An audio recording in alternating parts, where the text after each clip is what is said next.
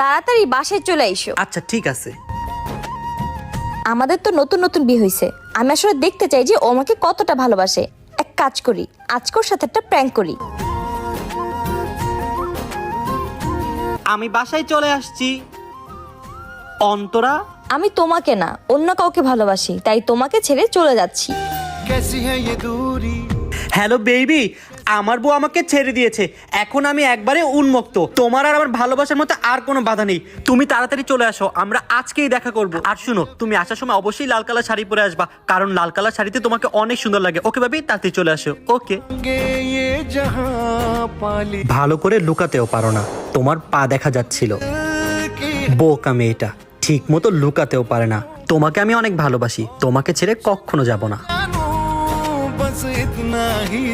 Surprise तुझ में रब दिखता है यार।